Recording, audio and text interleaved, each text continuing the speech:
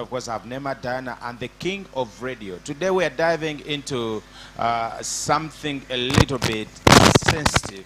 So to those that are watching us on Spirit TV and those listening to us on Spirit FM, if at any point we sound a little bit insensitive, please bear with us. And to couples out there that are struggling to get children, we are praying for you. And to those that are skeptical or those that are hesitant to have children and have the capacity, it's high time you revise your strategy. King maintains that there are things that people do that hinder them from having children.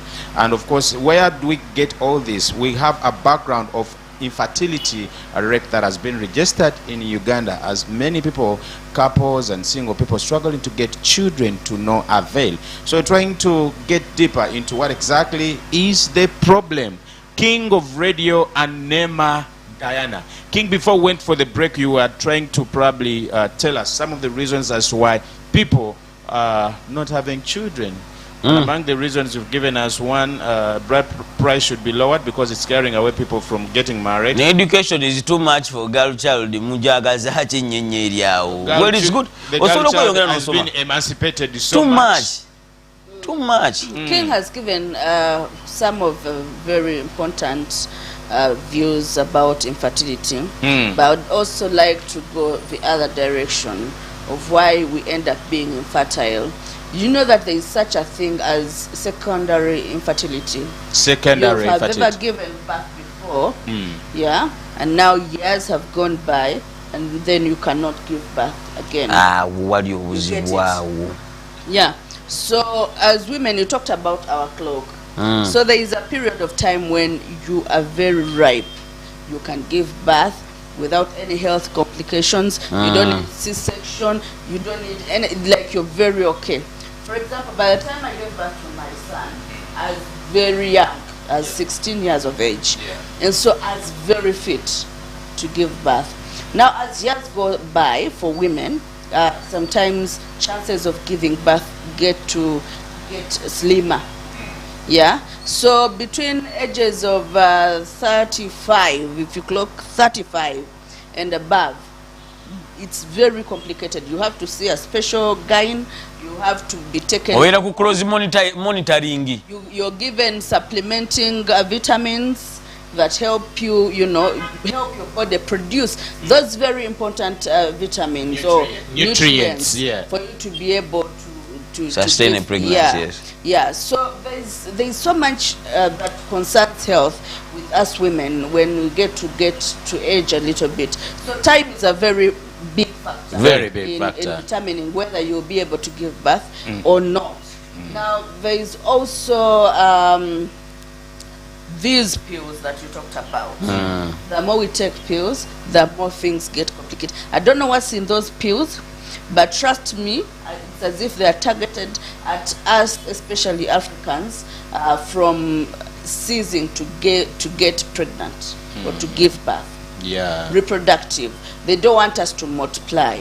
So the moment you take those pills, there is like a pill, the morning after pill that you take, and you had sex the previous day, and then you take it the following day. That pill is very dangerous. And I know that children at okay, I'll call them children, but they are adults now, at campus use that so much. Yes, they use it so much.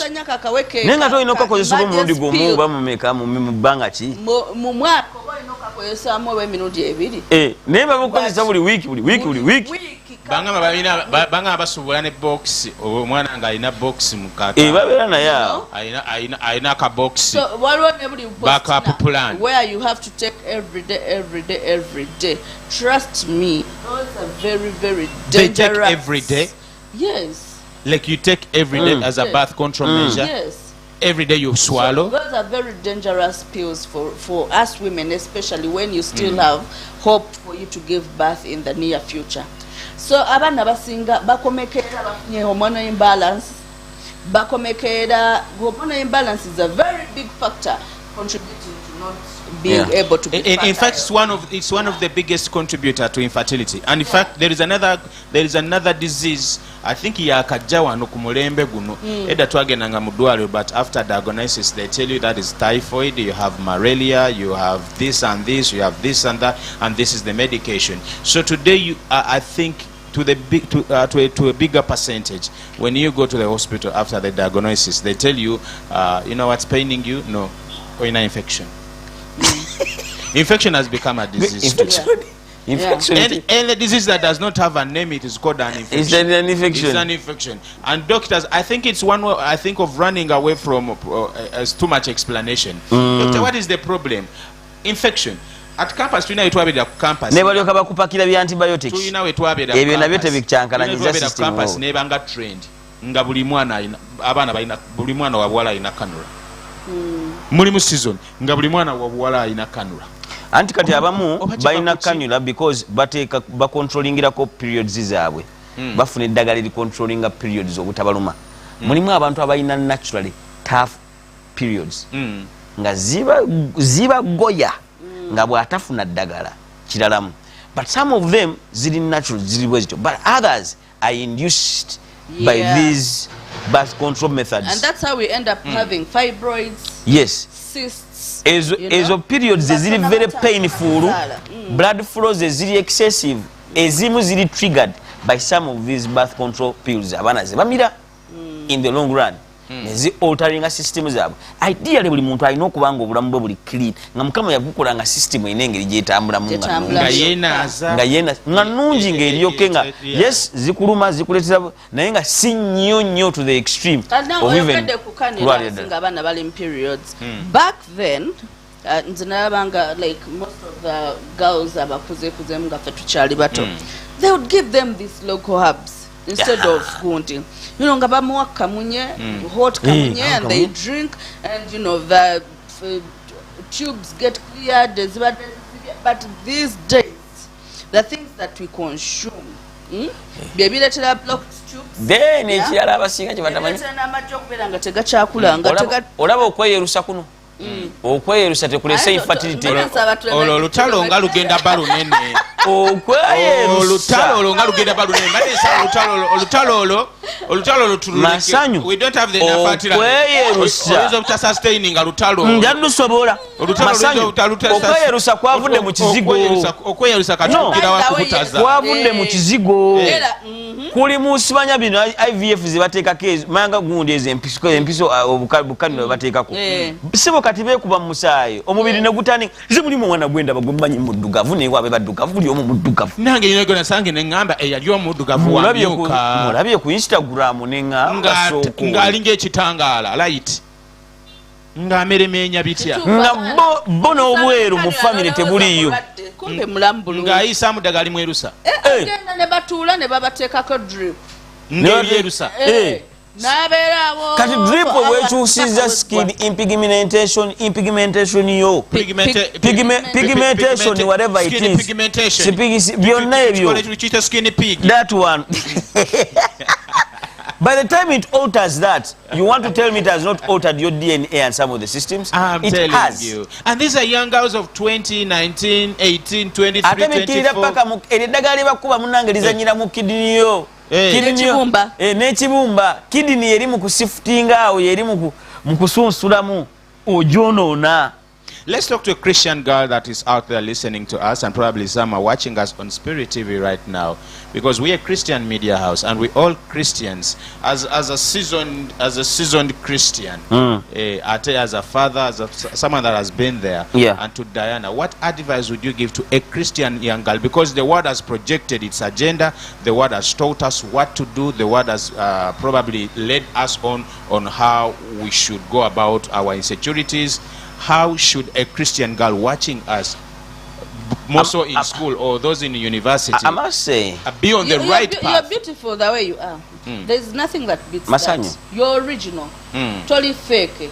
By the time God created you like that, He knew He had done a great job. He knew He had created a masterpiece. Yes. And now there is no any other Diana in this world apart from me.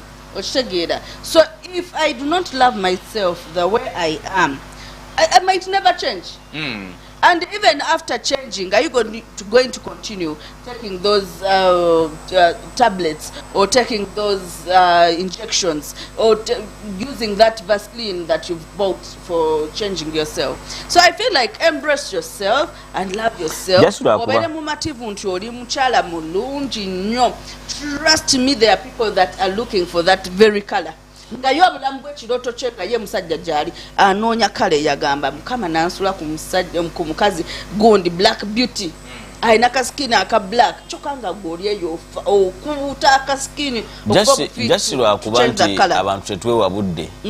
But every person, you should give yourself time and see what God has in stock for you. Look into that mirror. I want to say this to a young person, most especially young girls. Give yourself time and get to see what the good Lord has in stock for you. You'll be amazed. If God gave you the opportunity to look into your future, you will not be doing some of the things trying to think that you're altering and changing the future and defining how the future needs to look like. Man, God has designed an amazing person for you. God has designed an amazing lifestyle for you in the future. Just be calm. Kakanam. Relax. Insiste kutwala speed. Like I said, buli omu alina olubimbirwa. Again, buli omu alina gy'ava wanjawulo. Okitegedde? Buli omu azaalibwa abantu banjawulo. So now, there are particular things that you will never change about yourself, ever. You will never. Kakana, leka kwetwala speed, kwejjambula mwese no prematurely, because some of the things that you do, you're shortening your life. Abaana abe Yerusa akasana kabakolera ddala bubi. Ebbuku muli bayisiza ddala bubi. There is a reason that's why you created in Uganda with that particular skin color and tone. Because God knew that here you would handle the weather here, this weather will be favorable for you here. That's why eri basajja babeera muzi winter buli ssaawa. Babeera mu kasana abo singa bafaananikako. Bonna singa bayubukadde emibiri. Naye because God has designed everybody with where He has put them and for a particular reason and purpose. He has never done a mistake and He will never do a mistake. Even in this tropic zinisize tulinanga zi South Sudan.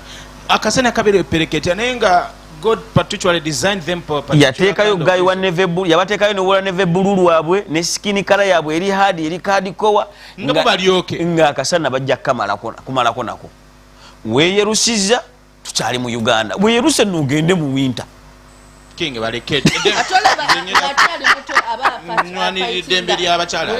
ngakyali muto aba fighting insecurity y'okubeera omudduga naye ate bw'akula na fighting insecurity and stigma that comes with kweyerusa. Tukologamba naye kati ovadde ofaaki bwe bamugamba konti obugalo nga bukonye mami onyumye naye obugalo obwo atandika bwambaza gloves yambala socks, you know, abe atachefeeling atandika okufeelinga insecure about how they look like, but again they contributed to how they look like. And or of course we can also probably be specific on this. We have people out there that are battling infertility, and honestly speaking, in all senses and all truthfulness, there's nothing that we've ever done that has contributed to that situation. We don't want to put you we don't want to put you in the same That's bag. Why we understand that situation. Most people have been there. You are a young lady out there, you've not probably neglected your health, you've not been sleeping around, you've not been on drugs, you've not taken pills, but you are looking for a child and you are battling insecurity. And then the spiritual aspect, I also want to believe that there is a spiritual connectedness to infertility. There are some wombs that are closed and it is spiritual. There is nothing you've done, there is nothing you've contributed to that. So it should also be very intentional and be spiritually alert. I've seen people, I've had people testify that when they launched to war on infertility, they prayed, they fasted, and gone to doctors, they are saying nothing. God opened their wombs. And then there are those that are naturally like that. Like for example, I'll give you a story of Sarah, what happened with Sarah. Yes. And, you know, all the years she was married to Abraham, she never got to conceive any child. To the point that they got to have a son. And she had no access to pills and injections. Then, that was the surrogate of then. Yes. Who came in, was it Hannah? No. Hagar. Yes. So that lady comes in and then they're like, Omanyi, tufunono atuzalide. Era kwali kuyiya kwa Sara amagezigezi ago aga Sara ge yaleeta singa tiyabiri kwa Abraham talina buzibu. Anti So they get other children. Nayingiza olunabe mu system. But again, Diana. But let her own God get King to bless omusajja Sarah. would you donate? Wandiyambyeko abantu abatalina bana okufuna abaana. Omusajja ali blessed. Anti katolaba IVF z'ennaku zino Masanyu. I think it's also, we know God watugambira we are co-creators. I think IVF came in as a thing to also help and simplify some of these complexities ezokunsi. Oshitegedde. That's why yatuwaga amagezi. Me, I have no problem amulokole kugenda mu fertility clinic. Oshitegedde. Nga kiganye. Gendayo ofune abaana bo. Gendayo ofune abalongo. Namwe abagala abaana abangi genda ofune. I feel like it is very okay. Procedure eri okay, eri fine. Buli kimuze ndaba kiri okay. This is what happens. Kubanga kati amagezi mukama ge yatuwa watu gambya tubereba ko creators naye kati nafu wano tumuyambira ko creatinga. Okutonda. This is what happens, King. There are so many ways. They could get your sperms, get your wife's eggs, magi, and then nebaga fertilizing outside. Never determining sex. Nagamba ono mulenzi. Actually basoka na mu supplements ezinyambako amagi okukula. So ne batunulira amagi ago galuwa agakuze agali mature enough to bring a strong child. Then ne baga fertilizing with your own sperms, and then ne bagalinda ne bagalaba for 3 days or 5 ne balaba galuwa aganavaamu obulungi. You know, agakutteyo agafusa omwana now it's an embryo. Then they transfer those very natural eggs and sperms into your wife's womb. Nabana ne bakula bulungi mama waabwe paka ebatuuka okuzaalibwa, and then you have children. So with this you have control over how many children you want, which sex you want, and all of that. So you could say I want 4 children, 3 children, or I want 2 girls, I want 3 boys, or some whatsoever. You could get to determine about how many children and what sex you get. So they have control over the X chromosome and the Y and blah blah blah. Yeah, that's where science comes in, education comes in, wisdom comes in, and intelligence. Yes. And so in case again you don't have the magi, someone else could also donate to you the magi, and you carry your children. Yes. Or in case you don't have mom's sperm county, a man could donate sperm. Lindako. Yes, musajja munango nakikoledde banga. Musajja munno King. King ogaba enkwaso. Yes. Yes. Oyina abantu bobereddewo mu ggwanga lino. Yes, abereddewo abantu mu mbeera yonna ayagadde Uganda n'ayagala n'abantu baamu n'abawanga. Kasente z'eddole ezitamuva mu nsawo. Kitegedde ekintu ekyo. Agaba enkwaso. And if you are not able to carry, nga abasawo bagambye tojja kusobola due to health complications, you will not make it alive. Ng'ositudde omwana bakweyunire. The surrogates. Bakufunira omuntu asitula. Majigo n'ag'omwami we ne bagateeka Mariana wali eri. Mariana just yaba yeetisse. Yeetikka. No DNA, she's not connected to the child whatsoever. The child is 100% your DNA and the husband's DNA. Yes, after kuzaala Mariana nga kivaamu nga mukuza baana bamwe. So things have been simplified really. So you can and I think it's okay. I don't know, buli mulokole ali, feel free to call us and let us know what you think about it. But I feel like it's okay. It's a good thing to do. It's a way forward as well. Technology has come. We need to embrace it. We need to find a way also how ekisinga obukulu tuzaala baana balamu banaweereza Mukama, and then how you raise them up, I think is also a good thing. Nze me have no Masanyu mbuze ekibuuzo. I don't think I have a problem nze nsobola okuwa. Ya buba. Waweebwa buweebwa. Naweebwa buweebwa. Donation is just donation. I can be a donor. Me have no problem. Naye enkwaso ziri mu DNA kati ndaba DNA ya King. Ate ekwata. Ekwata. We help jumpstart your day like this.